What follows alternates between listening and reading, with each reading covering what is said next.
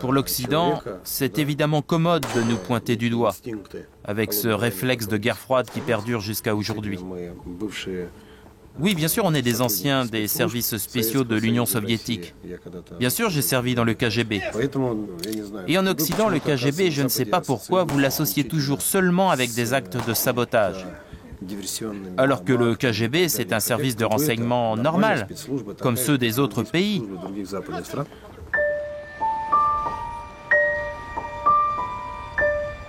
Cela démarre comme un roman d'espionnage, par une nuit brumeuse de novembre 2006 à Londres.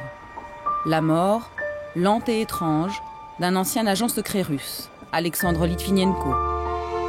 Un visage agonisant sur un lit d'hôpital, un visage qui hante jusqu'à aujourd'hui les murs du Kremlin. Alexandre Litvinenko critiquait sans relâche Vladimir Poutine. Il avait obtenu l'asile politique en Grande-Bretagne en 2003. 2 heures à peine avant sa mort, les médecins anglais identifieront le poison, du polonium-210, une substance hautement radioactive. Alexandre Litvinenko, tué par du polonium à Londres, est aujourd'hui présenté comme la première victime au monde du terrorisme nucléaire. Avant de mourir, Alexandre Litvinenko laissera une lettre ouverte à Vladimir Poutine. Vous pouvez réussir à faire taire un homme, mais la vague de protestation que cela suscitera à travers le monde vous poursuivra, Monsieur Poutine, jusqu'à la fin de votre vie. La mort de l'ex-agent russe sur le sol britannique réveille le fantôme des méthodes d'élimination des services secrets russes et rappelle les heures les plus sombres d'une époque que l'on croyait révolue. Scotland Yard désigne le suspect. Il s'agirait d'un ancien membre du KGB, Andrei Lougavoy, qui avait rencontré Litvinenko à Londres juste avant sa mort.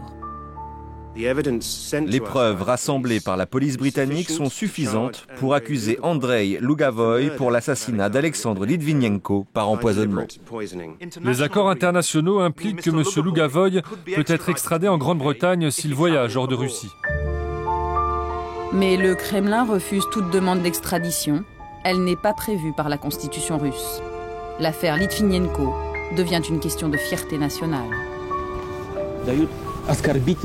Ils osent nous donner des conseils humiliants pour changer notre Constitution. Mais c'est leur esprit qu'ils doivent changer. Leur esprit. Ce qu'ils proposent, ce sont purement et simplement des restes de la pensée coloniale. Parfum de guerre froide, mais surtout révélation sur la nature plus sombre du pouvoir russe. La mort d'Alexandre Litvinenko vient s'ajouter à une longue liste de meurtres et d'empoisonnements de ceux qui ont osé critiquer un jour le Kremlin. C'est l'histoire du roman noir de la Russie de Vladimir Poutine.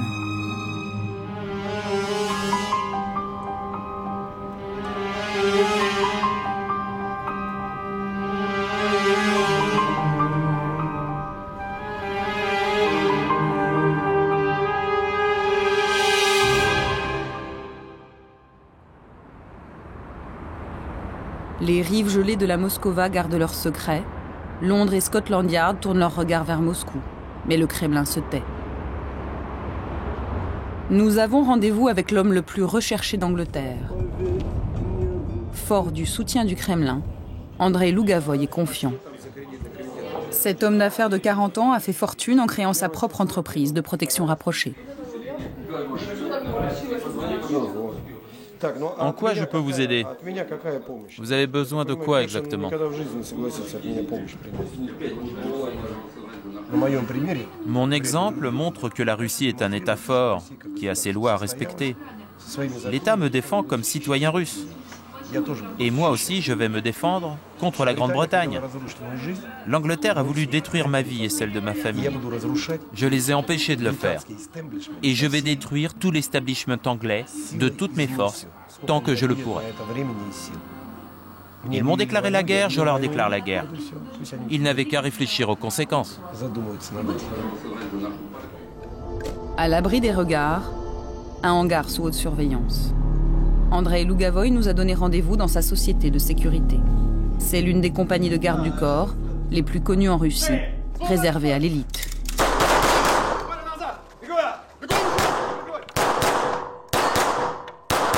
Après l'éclatement de l'URSS, beaucoup d'anciens du KGB se sont reconvertis dans cette activité. Et voilà le travail. 1, 2, 3, 4. Pour l'Occident, c'est évidemment commode de nous pointer du doigt, avec ce réflexe de guerre froide qui perdure jusqu'à aujourd'hui. Oui, bien sûr, on est des anciens des services spéciaux de l'Union soviétique. Bien sûr, j'ai servi dans le KGB. Et en Occident, le KGB, je ne sais pas pourquoi, vous l'associez toujours seulement avec des actes de sabotage. Alors que le KGB, c'est un service de renseignement normal, comme ceux des autres pays. En plus, je fais du business dans le domaine de la sécurité. Ça ajoute au mythe.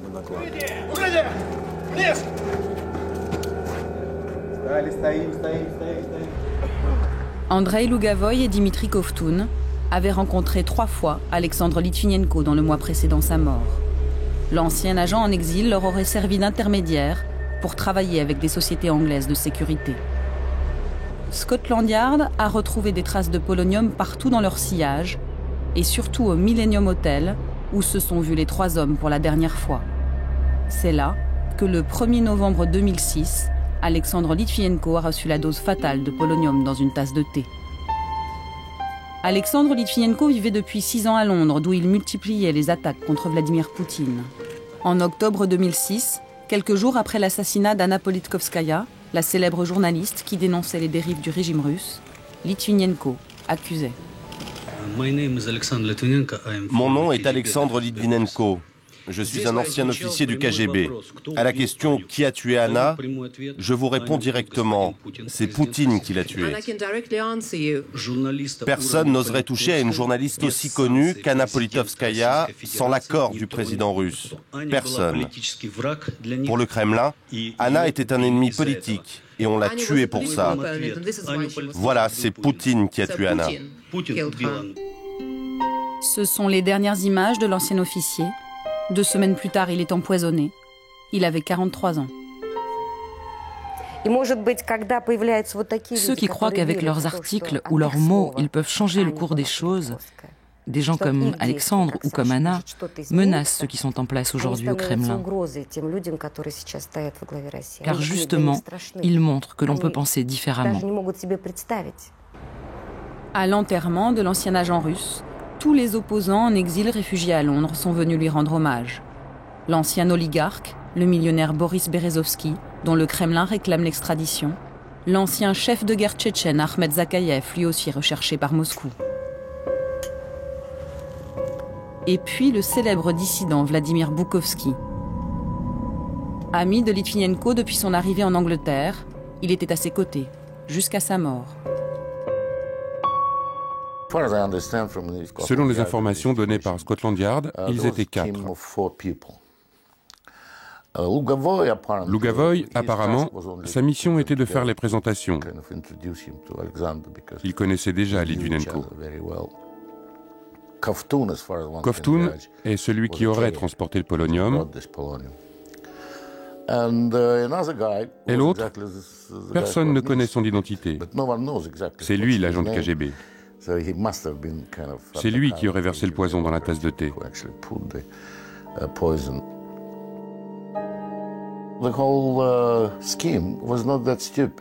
Leur plan n'était pas stupide. Ils n'ont juste pas eu de chance. Litvinenko était très solide. Il a survécu 23 jours. Alors qu'en général, avec une dose pareille, la résistance maximale est de 10 jours.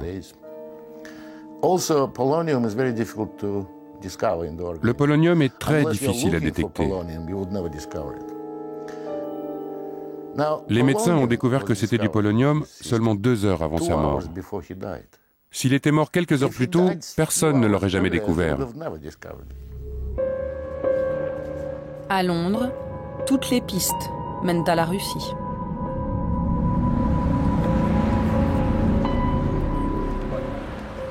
Litvinenko a été tué ici, en Angleterre. Il était citoyen britannique. Poutine est derrière tout cela, car c'est impossible d'organiser un tel meurtre sans l'implication de l'État. Il s'agit de polonium-210. Le polonium n'est pas accessible aux particuliers. Les scientifiques anglais ont assez rapidement établi d'où venait l'échantillon de polonium. Ça vient d'Arzamas, en Russie. C'est très contrôlé là-bas. Et la quantité produite chaque année est infime. Chaque milligramme est répertorié. Sans l'autorisation venue du sommet, personne ne pouvait s'en procurer.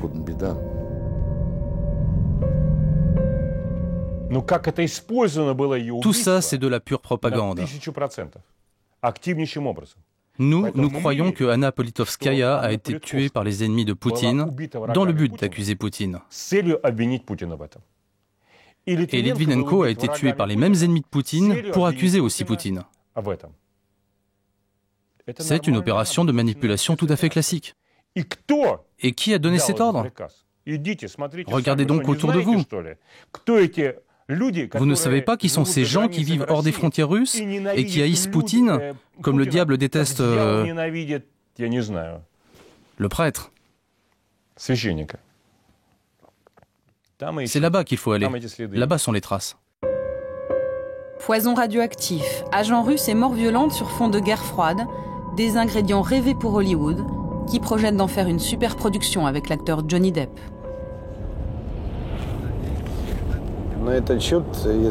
S'ils font ça et que c'est Johnny Depp qui joue Litvinenko, eh bien moi je veux que ce soit Brad Pitt qui joue mon rôle. Slava, ça sera Hugh Grant. Et Kovtun, ça sera Tarantino.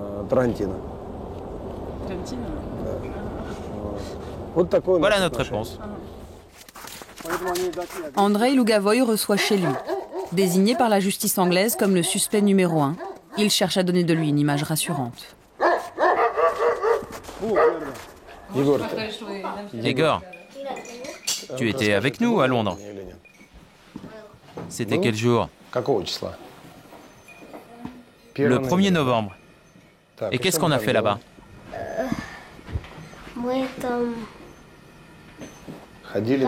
On a fait du ski. Mais non, ça c'est à Courchevel. Tu confonds. À Londres, on est allé voir un match de foot. On a fait du bus à 2 étages. Et puis on est allé au musée. Oui, de Madame Tussaud. Et il a rencontré Litvinenko? Oui, il est venu lui dire bonjour lorsque nous étions assis ensemble à l'hôtel Millennium avec Litvinenko. Son fils de 8 ans est son meilleur alibi. L'homme d'affaires était à Londres avec toute sa famille le jour de l'empoisonnement de Litvinenko, au polonium 210. Vous avez empoisonné Alexandre Litvinenko? Non, bien sûr. Je ne l'ai pas fait. Toute la presse occidentale se demande.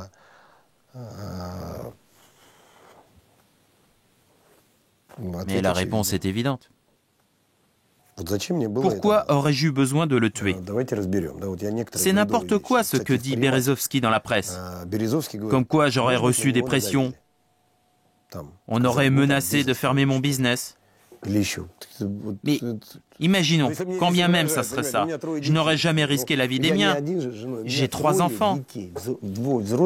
3 enfants. Je n'aurais jamais risqué la vie de ma famille. La mort d'Alexandre Litvinenko révèle la face cachée de tout un système. Celui qu'il avait servi pendant plus de 10 ans comme officier du KGB, puis de son successeur, le FSB. Un système qu'un jour, il a choisi de dénoncer.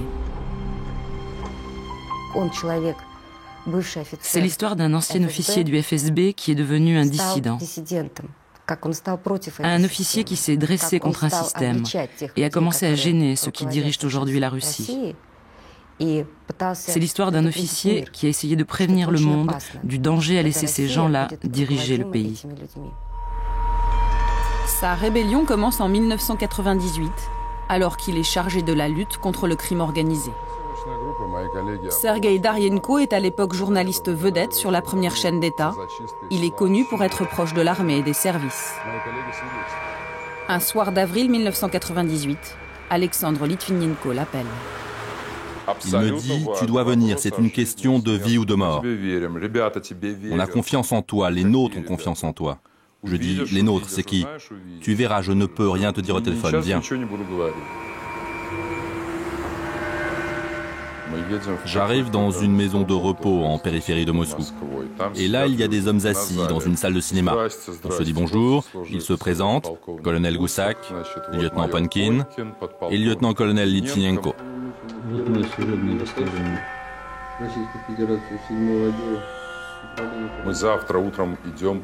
Ils me disent, demain on va voir le directeur du FSB pour se plaindre. On a de gros soucis.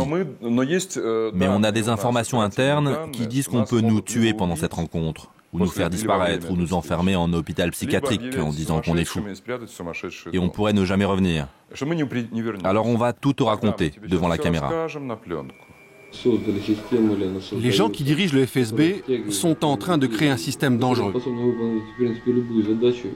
En fait, ils veulent que nous, qui sommes capables de liquider n'importe quel problème, n'importe quel gêneur, nous exécutions des ordres illégaux. Comme par exemple des kidnappings, des meurtres d'hommes d'affaires ou de personnalités politiques influentes dans le pays. Mais aujourd'hui, comme la direction du FSB n'arrive pas à contrôler ces gens-là, eh bien ils veulent tout simplement que nous nous en chargions.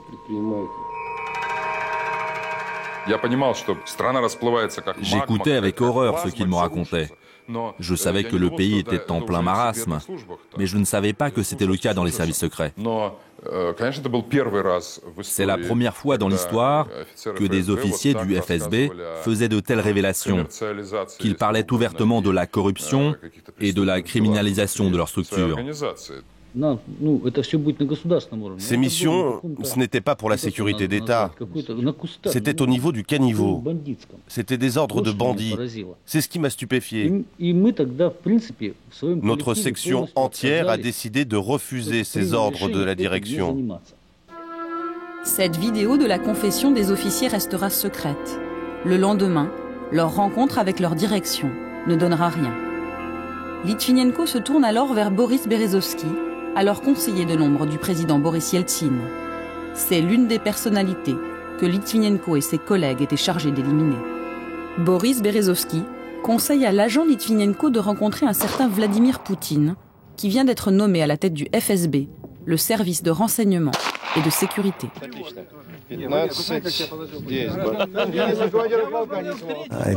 J'ai présenté Litvinenko à Poutine parce que je trouvais bien que Poutine ait des informations de l'intérieur sur les activités criminelles du FSB. Alexandre avait beaucoup de preuves à ce sujet.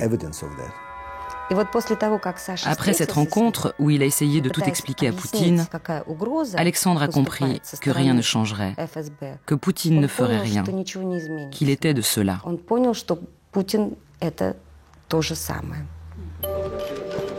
Après l'échec de cette rencontre, Alexandre Litvinenko ne voit pas d'autre choix que de médiatiser son combat.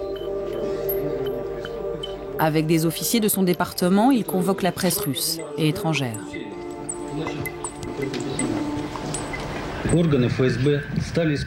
Les services du FSB ont commencé à être utilisés par des personnes privées dans des buts qui ne sont pas ceux de la sécurité du pays, mais pour leurs propres buts mercantiles et politiques, pour exécuter des ordres criminels ou politiques, et parfois uniquement pour de l'argent.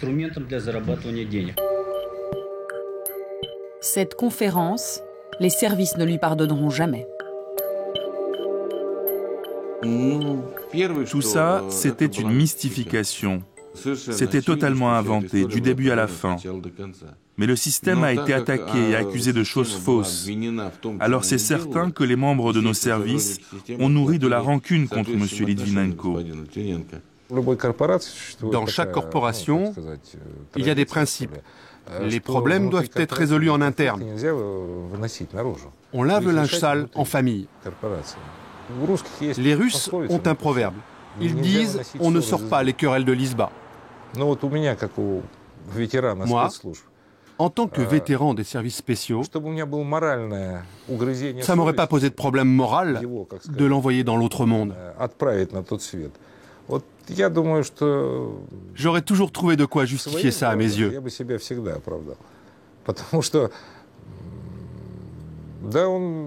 Il a eu ce qu'il méritait. Pour discréditer l'agent Litvinenko, le FSB a diffusé ces images. On l'accuse d'avoir utilisé des méthodes d'interrogatoire violentes. Le visage de l'agent Litvinenko n'est pas vraiment reconnaissable. En mars 1999, il est arrêté. Il sera emprisonné 8 mois puis remis en liberté conditionnelle. En novembre 2000, il s'enfuit en Angleterre où il rejoint Boris Berezovsky, devenu entre-temps l'ennemi déclaré de Vladimir Poutine.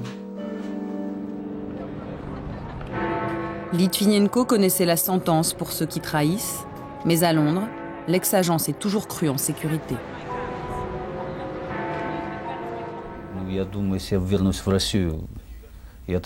Si je rentre à Moscou, je ne vivrai pas longtemps. Je préfère mourir en paix à Londres. Le portrait d'Alexandre Litvinenko finira même par servir de cible pour l'entraînement des forces spéciales russes.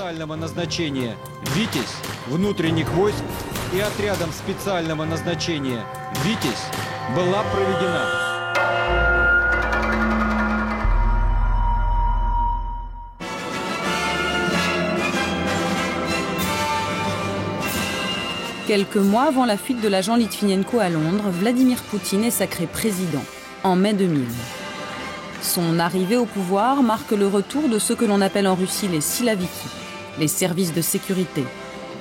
Un retour et une reprise en main autoritaire du pays, ce que Vladimir Poutine appelle la verticale du pouvoir. Aujourd'hui, dans l'administration du président, ils sont plus de 60% à être passés par les services. Dans le pays, ils ont infiltré tous les domaines, sécurité, économie, éducation, culture. Une infiltration dont Vladimir Poutine se félicitait avec humour le jour de l'anniversaire de la Tchéka, l'ancêtre du KGB. Il n'était alors que Premier ministre. 2 semaines plus tard, il prenait la tête de l'État. Поздравляю вам, доложить, уважаемые товарищи, что группа сотрудников ФСБ, направленные вами в командировку для работы под прикрытием правительства, на первом этапе со своими задачами справляется.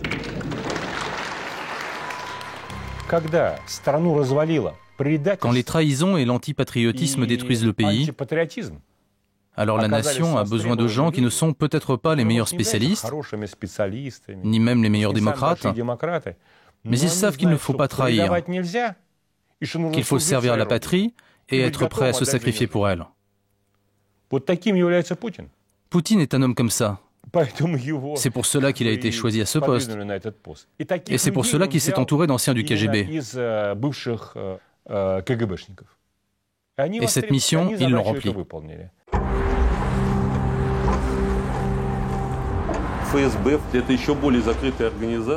Le FSB est une structure encore plus opaque que ne l'était le KGB. Aujourd'hui, ni la société russe ni le Parlement n'ont de contrôle sur ce qu'il fait. Autrefois, le KGB exécutait les ordres du parti dirigeant, alors qu'aujourd'hui, le FSB ne travaille que pour un petit cercle de personnes. Le président et son entourage proche. En fait, les services de sécurité russes n'ont plus rien à voir avec le KGB. Ils ne sont plus le bras armé du parti, ils sont devenus une sorte de garde prétorienne.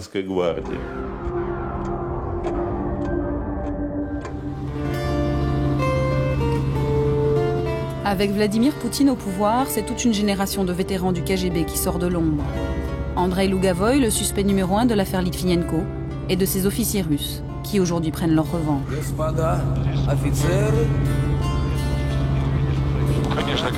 Je suis fier de mon pays, bien sûr. Comment peut-on ne pas l'être? Et voilà, c'est cela la mère Russie. On peut sacrifier sa vie pour elle. C'est en Sibérie, à plus de 4000 km de Moscou, que nous le retrouvons, pour une partie de chasse. J'ai 40 ans. Je suis le représentant d'une nouvelle génération et de ceux qui connaissent une certaine réussite. Nous avons été élevés à l'époque soviétique dans le patriotisme. En fait, je fais partie de cette génération qui va déterminer la politique intérieure et extérieure du pays pour les 20 prochaines années.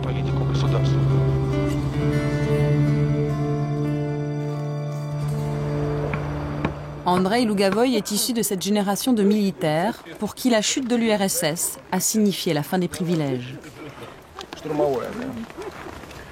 Le jeune officier du KGB avait devant lui un avenir radieux, tout tracé. Mais le démantèlement de l'Empire soviétique puis le chaos des années Yeltsin a ruiné ses ambitions. Le matin, il fallait que je sois au travail à 8 heures. À 6 heures, je me levais et j'allais faire la queue pour aller chercher du lait. C'est la plus grande humiliation que j'ai jamais subie dans ma vie. Moi, un officier russe, avec une éducation supérieure, un très bon salaire à l'époque, et je devais faire la queue pendant 1 heure, au milieu de 200 personnes, et à la fin, on ne me remettait que 2 briques de lait. Et quand cette foule de marginaux s'est ruée sur les places de Moscou en criant « Vive Eltsine !»« Vive la démocratie !» moi, ça ne m'a pas plu. Nous, on était prêts à donner notre vie pour la patrie. Et en 1992, tout s'est effondré. Et le corps des officiers, on l'a pris, on l'a jeté dans la merde. Poutine nous a redonné le prestige. Il montre que lui, le président du pays, se tourne enfin vers nous.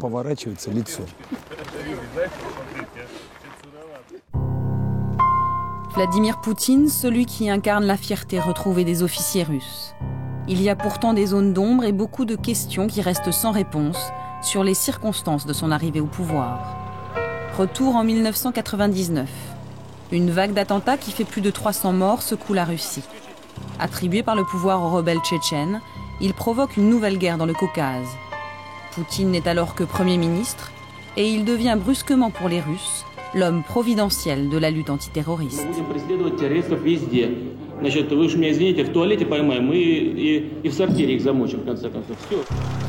Après 6 mois d'une guerre qui fera des dizaines de milliers de victimes, Vladimir Poutine est élu triomphalement. Lui qui, avant les attentats, n'avait que 3% de cote de popularité dans les sondages. Depuis Londres, Alexandre Litvinenko, dans un livre, accuse le FSB d'être à l'origine des attentats. Il dit avoir des preuves. Selon lui, les services de sécurité voulaient faire accuser les Tchétchènes des attentats pour déclencher une guerre. Le but, faire accéder au pouvoir leur chef, Vladimir Poutine. En Russie aussi, beaucoup s'interrogent. Selon des sondages réalisés à l'époque, plus de 40% des Russes croient que le FSB a participé aux attentats.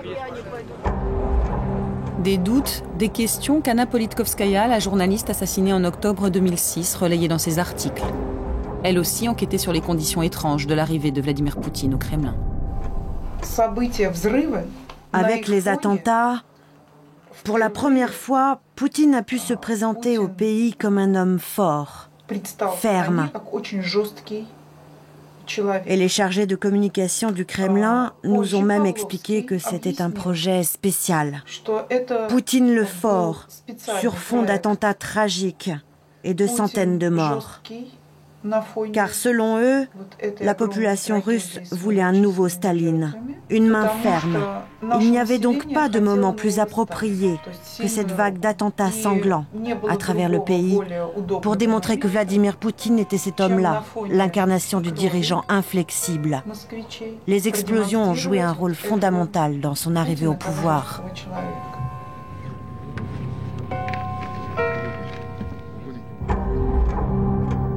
Nous avons retrouvé un témoin clé qui dénonce aussi la responsabilité de l'État russe. Mikhail Trepashkin, ancien colonel du FSB, sort tout juste de prison, où il a passé 4 ans. Le colonel Trepashkin était devenu trop gênant pour le pouvoir. Il aurait eu des preuves que ses services étaient impliqués dans les attentats de 1999. C'est son premier témoignage à une télévision étrangère depuis sa libération. Juste après les attentats, on avait pu établir, grâce à des témoins, le portrait robot d'un suspect. Et là, je me suis rendu compte que c'était un agent du FSB que je connaissais. D'autres collègues me l'ont confirmé par la suite. Les services secrets étaient donc mêlés aux attentats.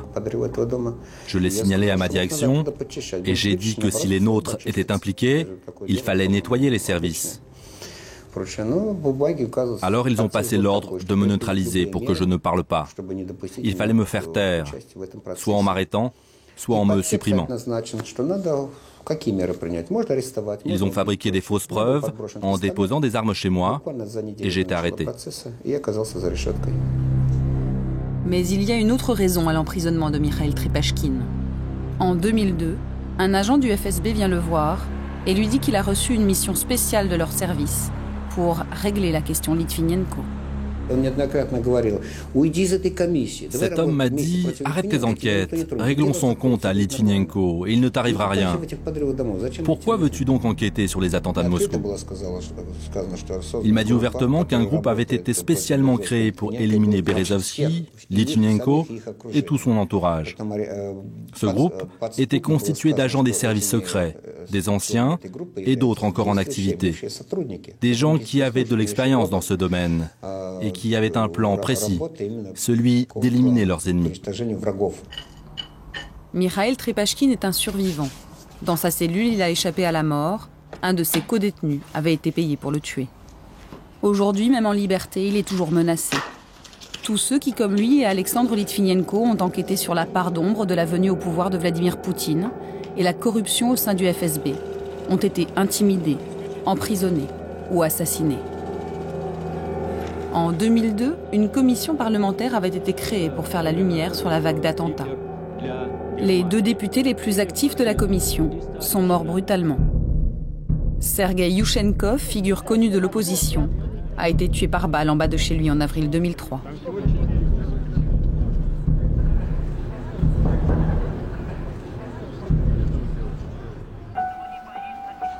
Trois mois plus tard, en juillet 2003, Yuri Tchikatchikine, un autre membre de la commission parlementaire, meurt dans des conditions mystérieuses.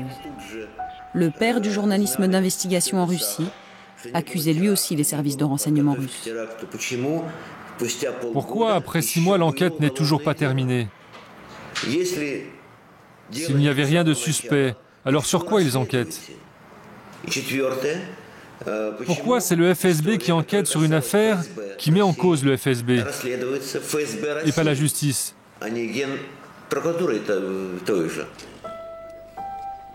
Yuri Tchikatchikine n'aura pas le temps de trouver des réponses. Après un court séjour dans la ville de Ryazan où il est parti enquêter sur les attentats, il est subitement pris de malaises étranges. Il meurt après 2 semaines d'agonie à l'hôpital. 5 ans après sa disparition, pour son fils, le mystère de sa mort reste entier. La justice n'a toujours pas ouvert d'enquête officielle. Le pouvoir a tout fait pour étouffer l'affaire au plus vite. On m'a refusé l'accès au rapport d'autopsie. Dans nos services spéciaux, il y a des professionnels qui savent faire disparaître les preuves. Je pense qu'il n'y a qu'eux qui ont pu étouffer l'affaire.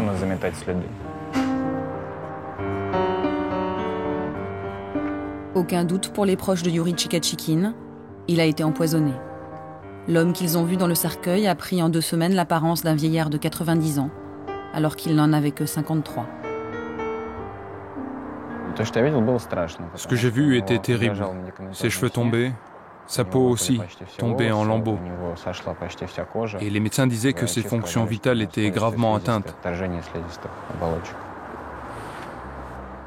Mon père s'occupait d'enquêtes trop dangereuses. Il avait reçu des menaces à plusieurs reprises. Il le sentait. Il m'avait dit « Constantin, on me tuera un jour ». Ces derniers temps, il s'occupait surtout d'une énorme affaire de corruption. Une affaire qui impliquait des agents du FSB, des anciens et d'autres encore en service. Il s'apprêtait à se rendre aux États-Unis. Il avait eu son visa et il devait aller témoigner devant le Congrès américain. Plus encore que la vérité sur les attentats, ce sont les enquêtes sur la corruption au sommet de l'État qui pourraient bien être la ligne rouge à ne pas dépasser. Anna Politkovskaya, Yuri Tchikatchikine, Alexandre Litvinenko ont tous en commun d'avoir dénoncé les liens entre le crime organisé et les services de sécurité russes. Ils avaient peur que Litvinenko sorte un nouveau livre sur les activités criminelles de hauts responsables du FSB, des anciens comme de ceux qui sont encore en service. Ils craignaient que Litvinenko raconte comment les services spéciaux supprimaient les gens pour des raisons politiques ou commerciales. Ces anciens sont toujours là au pouvoir, à l'Assemblée, au Sénat, au ministère de l'Intérieur, partout. À Novaya Gazeta, le journal d'Anna Politkovskaya et de Yuri Tchikatchikine, la rédaction continue de résister à la pression du pouvoir. Juste avant de mourir, Anna Politkovskaya enquêtait sur la corruption des autorités locales en Tchétchénie. Des trafics dont les traces remonteraient jusqu'à Moscou. La police russe a arrêté 8 personnes soupçonnées d'avoir participé à l'organisation du meurtre de la journaliste. Et parmi elles, on retrouve des officiers du FSB. Comment des agents du FSB ont pu être impliqués? C'est simple. La filature pour $100 de l'heure, c'est leur tarif, des écoutes téléphoniques, des relevés d'appels et d'autres opérations qui ont aidé les meurtriers. Ils ont loué leurs services à des criminels. Tout ceci montre à quel point aujourd'hui, les liens sont étroits entre les bandes de criminels et les services de sécurité. Un autre journaliste de Novaya Gazeta croit avoir des éléments d'explication sur la liste de ces assassinats qui s'allonge de jour en jour. Igor Korolkov a lui-même reçu des menaces de mort depuis qu'il a publié un document interne du ministère de l'Intérieur. Un document qui révélerait un secret d'État.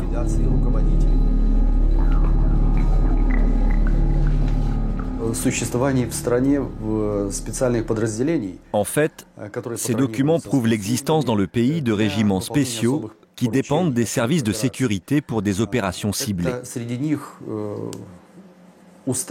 Parmi elles, il y a l'élimination de personnes gênantes. Le problème, c'est que ces régiments sont devenus incontrôlables. Ils vivent leur propre vie. Au début, ils étaient contrôlés par le FSB, mais ce n'est plus le cas aujourd'hui. Impossible de dire qui travaille pour qui, si ce sont les bandits pour les services ou les services pour les bandits. Il n'y a plus de frontières.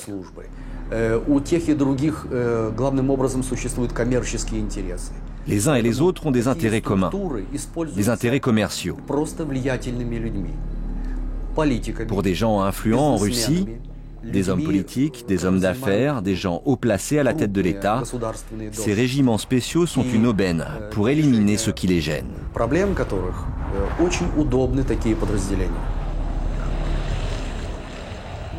Staline avait très bien formulé son credo. Pas d'homme, pas de problème. Des documents internes qui trouvent aujourd'hui comme un écho dans la législation russe.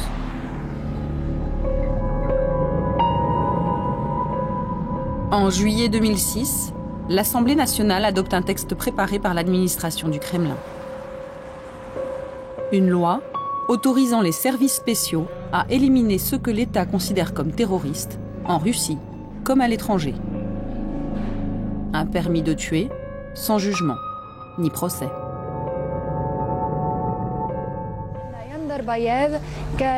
Ce que beaucoup redoutent, ce sont les assassinats politiques. Il y a un précédent, l'assassinat perpétré par le FSB en février 2004 de l'ancien président tchétchène Yandarbiyev, réfugié au Qatar. Une liquidation que le pouvoir russe rend désormais légale. Nous avons eu le cas où nos diplomates et leurs collaborateurs ont été tués en Irak. Dans ces conditions, nous ne pouvons pas ne pas réagir. Quand il n'y a plus de loi dans un pays et que le droit international n'est plus respecté, nous nous réservons le droit d'intervenir. Aujourd'hui, ils ont vraiment les mains libres. Sous couvert de lutte contre le terrorisme, ils peuvent désormais se débarrasser, même à l'étranger, des opposants, des gens qui critiquent le régime. La position de la Russie est très franche et honnête à l'égard de la société comme de la communauté internationale. On ne fait rien en cachette, on fait les choses légalement. C'est la loi qui l'autorise. Ce n'est pas le général ou le fonctionnaire qui décide quoi faire. C'est la loi qui dicte ce qu'ils doivent faire. Ce jour-là, en juillet 2006, Alexandre m'a dit « Il s'agit d'éliminer les ennemis du régime ». Il m'a dit « Je sais que je suis sur la liste. Il y a moi, il y a Anna, Berezovski, Sakayev, Mais il ne pensait pas qu'il était parmi les premiers.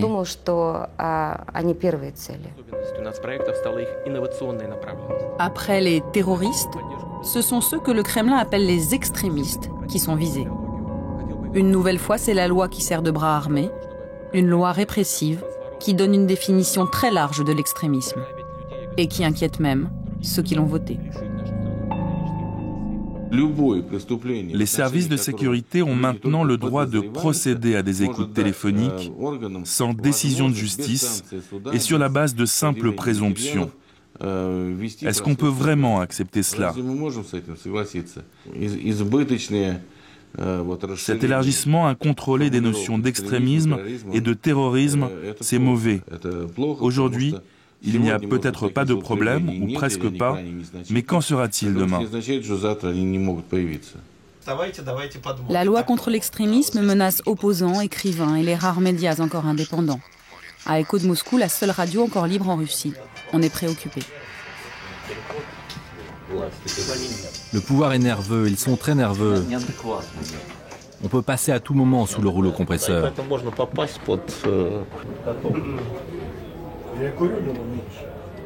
Notre radio reçoit les papiers de procureur général ou de forces de sécurité parce que nos invités, comme par exemple M. Kasparov, l'ancien champion du monde des échecs, ont dit les choses qu'on peut dire qu'ils sont extrémistes.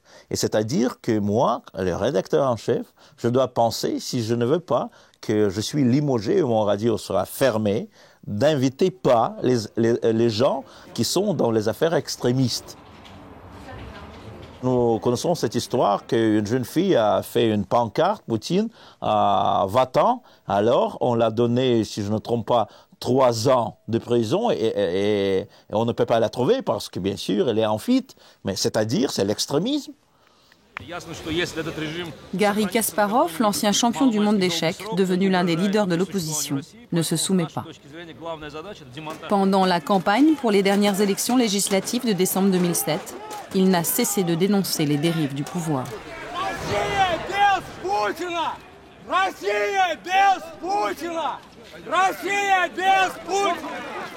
Réunions publiques interdites, répression violente, arrestations arbitraires par centaines. Il ne fait pas bon manifester son opposition au régime. Tell your leaders that this regime is criminal, is a police state. They arrest people everywhere because they're scared stiff.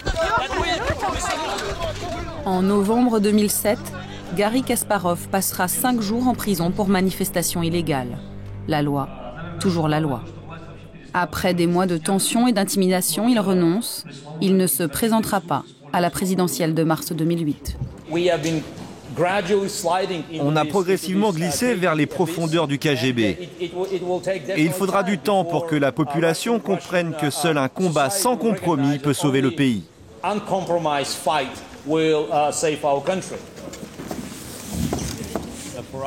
C'est pour nous une période dangereuse. Nous disons à nos militants de faire très attention. Vous avez peur pour votre vie? Oui, bien sûr. J'ai peur. Mais que faire? Mes partisans aussi ont peur. 2 semaines plus tard, l'un des activistes du parti de Garry Kasparov est battu à mort. Une demi-heure avant l'agression, Yuri, 22 ans, téléphonait à ses amis militants pour prévenir qu'il était suivi par des policiers. Sa famille a attendu 20 jours avant que la justice n'ouvre une enquête. On sait que la section de police anticriminalité l'interrogeait en permanence. On sait qu'il a été tué après l'un de leurs interrogatoires alors qu'il rentrait chez lui. Et il est peu vraisemblable que ce soit une coïncidence. Bien sûr, ce n'est pas la police elle-même qui a fait ça. Elle a trouvé des exécutants. Quand Poutine dit « il faut éliminer les ennemis du peuple », alors sur place, le policier ou l'agent des services spéciaux le comprend comme un ordre à exécuter. Donc aujourd'hui, la situation est la suivante. Pour beaucoup d'agents des services en Russie, la liquidation des opposants politiques est la traduction logique, concrète, des ordres venus d'en haut. Au sommet du pouvoir, le très populaire chef du Kremlin fait passer le message auprès des jeunes générations. Le pays est encerclé, l'ennemi est dans la place, toujours ces fameux ennemis, à l'intérieur comme à l'étranger. Ceux qui s'opposent à nous ne veulent pas que nous réalisions notre plan, car ils ont une vision différente de la Russie et une autre mission. Ils veulent un État faible et malade, pour faire de l'argent à nos dépens et régler leurs petites affaires sur notre dos. Malheureusement, dans notre pays, il y a des gens qui font les chacals auprès des ambassades étrangères, qui comptent sur le soutien financier des gouvernements étrangers. Ceux-là négligent leur propre peuple. Les chacals pour le pouvoir, ce sont les opposants, mais aussi les associations de défense des droits de l'homme. Des ONG qui dénoncent les violations de l'État et qui ne survivent souvent que grâce aux donations venues de l'Occident. En 2 ans, plus de 5000 associations ont dû fermer leurs portes en Russie. Îlot de résistance, le musée Sakharov. Yuri Samodorov dirige ce lieu de mémoire qui rend hommage aux prisonniers politiques d'hier et d'aujourd'hui. La justice russe menace de juger Yuri Samodorov pour extrémisme à cause de sa dernière exposition sur l'art interdit et la censure. Ces pratiques, il espérait ne plus jamais les revoir. C'est pour cela que depuis 10 ans, il travaille à sauvegarder les traces du goulag soviétique. Je pensais que notre société n'accepterait jamais que le KGB reprenne des forces et qu'on le craigne à nouveau. Je croyais qu'on ne lui redonnerait jamais cette puissance. Yeltsin a bien essayé de réformer le FSB, mais il n'a pas eu le courage de faire un procès contre le Parti communiste. Le KGB aurait dû être alors déclaré organisation criminelle. Mais comme ça n'a pas été fait, ils sont revenus.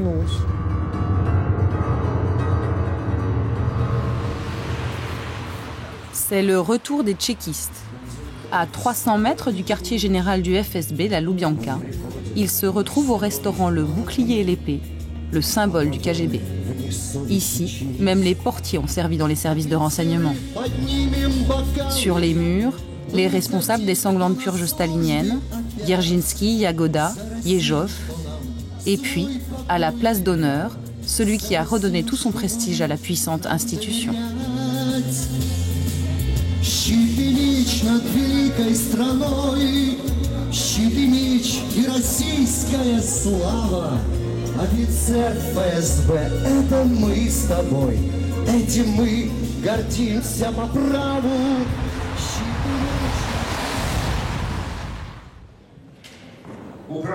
L'honneur retrouvé de l'officier russe. Intronisé numéro 2 du parti ultranationaliste de Vladimir Jirinovski, Andrei Lougavoy se lance en politique pour les élections parlementaires. Ici, les accusations de la justice britannique font de lui un héros. Andrei Lougavoy est une victime. Il s'est retrouvé au centre du conflit entre notre ennemi historique, l'Angleterre, et notre patrie, la Russie.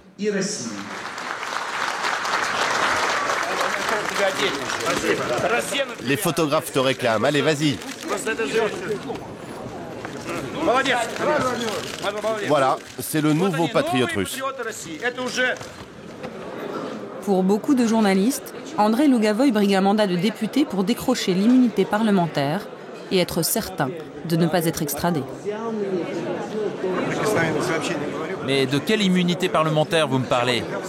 Alors pourquoi vous rentrez en politique? Eh bien, j'ai essayé les affaires, maintenant c'est la politique. L'essentiel, c'est de se battre pour la Russie. Pour le candidat Lougavoy, la campagne électorale se déroule en Sibérie, à 4000 km de Moscou, à la frontière de la Mongolie. Bonjour. Allez, on y va.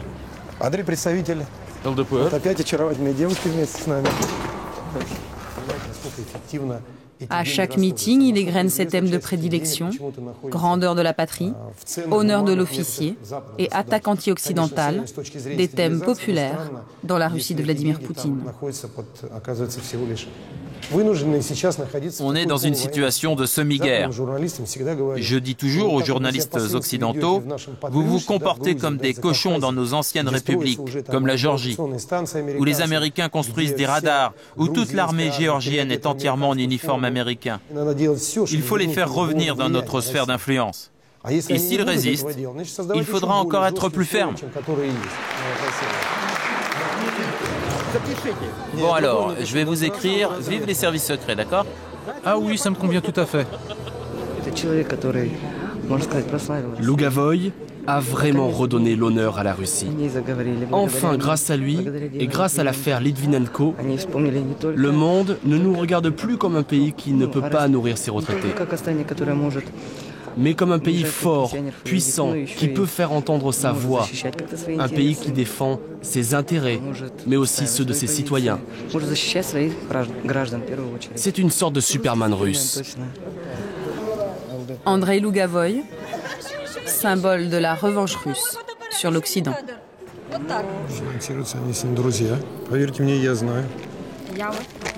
Le jour des élections, c'est avec son fils qu'il se rend au bureau de vote. Son fils, qui était avec lui à Londres le jour où Alexandre Litvinenko a été empoisonné. Une image qui ne doit rien au hasard.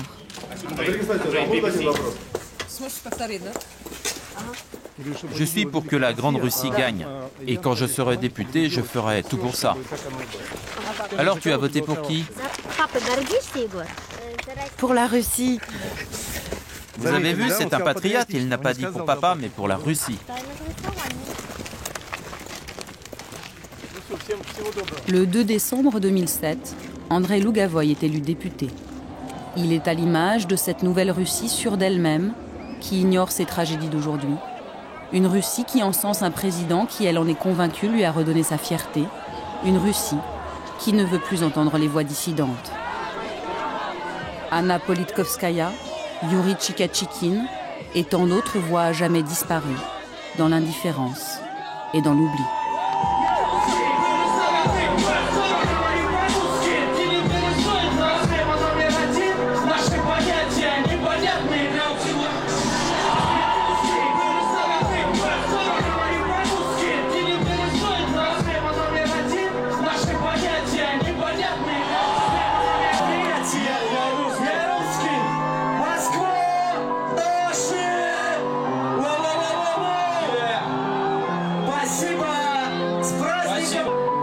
Ну что ж, это были парни, которые на сегодня